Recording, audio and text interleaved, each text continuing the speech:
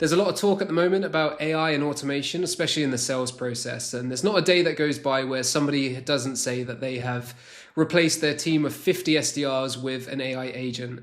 But I wanted to put this video together to really talk through some of the things that I think should be automated, like 100% hands off, and then other things that should be augmented and leveraging AI and automation to help with the selling process. So this is chapter 4 in the Effective Seller. It's effectively my manifesto, to think of a better word, which talks about what I believe the future of sales should be and how effective sales teams will be combining AI, automation, and also nurturing the human element of sales to be successful. But this is just chapter 4, the automation trap. So I'm just going to walk through some of the things that I think should be automated. So from a automation completely, this comes down to the point of thinking of SDRs or BDRs and what they should or shouldn't be doing. So I don't believe that BDRs and SDRs should be building lists and matching it to the ICP. The system that you use, whether it be a database or an all-in-one workspace, should be surfacing accounts that match your criteria automatically. Companies that enter your ICP with signals like funding rounds, technographic changes. No human should be spending their morning searching for companies in a database anymore.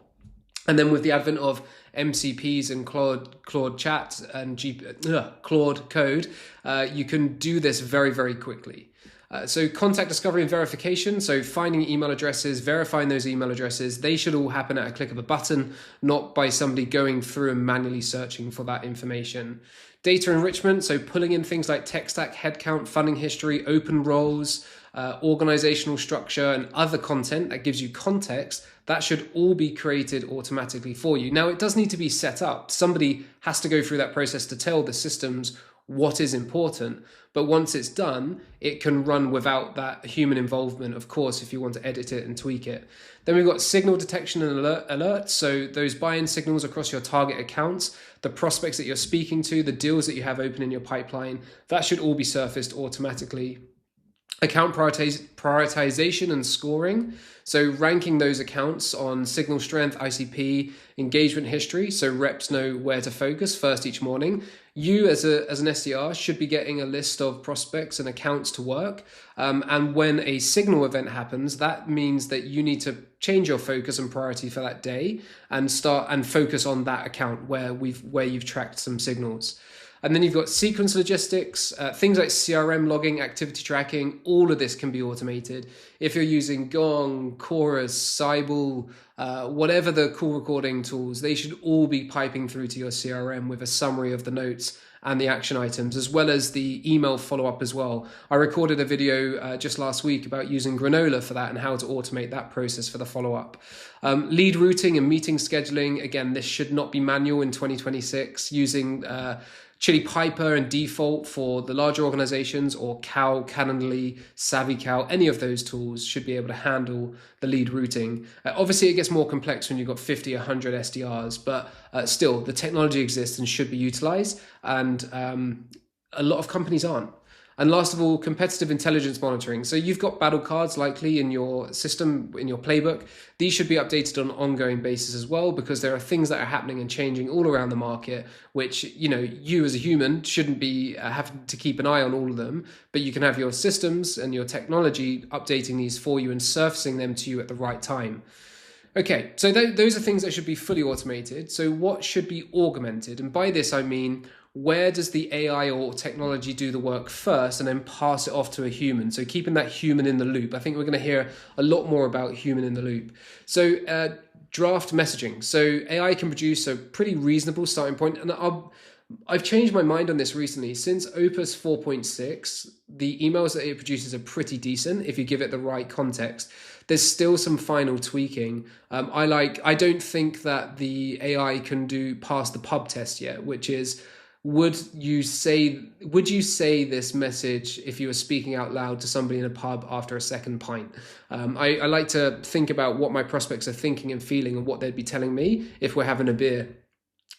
Just again, to have that human element to it. So, but yeah, a human needs to make it sound like them. So, but 90% of that can be done by the tools. And notice I'm not really saying that you have to use this tool or that tool, because there's lots of different tools out there that can help. So account research and pre-call briefs, these can all be automated.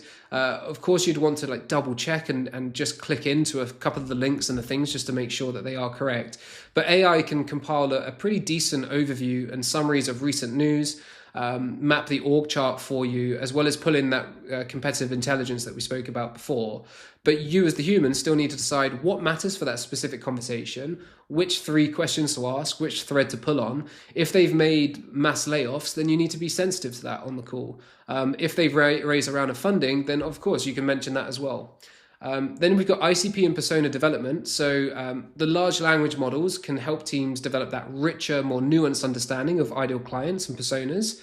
Feed the AI the best customer data, your win-loss analysis, and obviously call recordings to surface those patterns and the voice of customers. So how are your customers describing the problems and pains that they are looking to solve and how your product or service solves them? But make sure that they're true. And one of the things I've seen is people use LLMs to build out the ICP personas, and they talk about a company of this size with this many people with this much revenue using this technology. Sounds good on paper, but when you go and build the list and look for those, there's 5 companies that match those criteria exactly.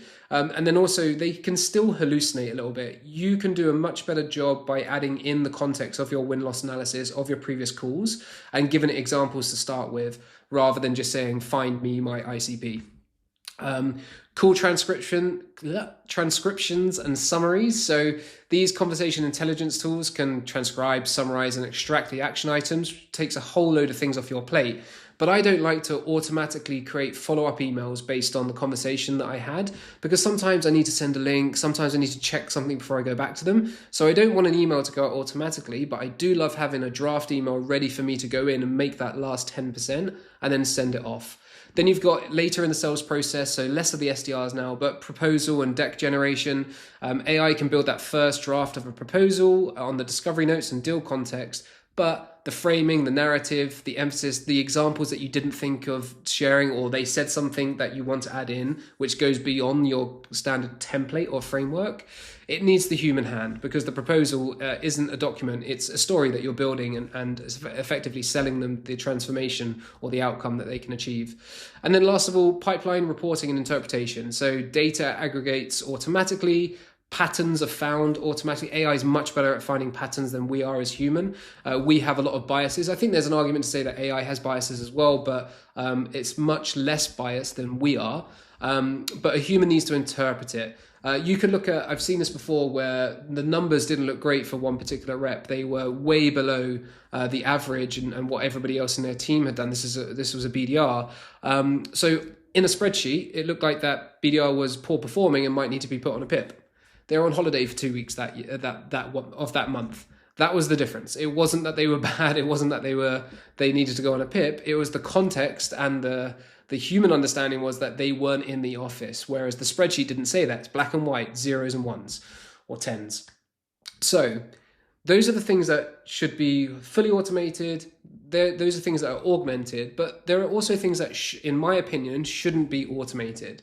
And that's the third category. And that's the part of selling that should remain human. So for me, that's the relationship building, the coaching, the cold calls, the discovery calls, negotiations, handling objections.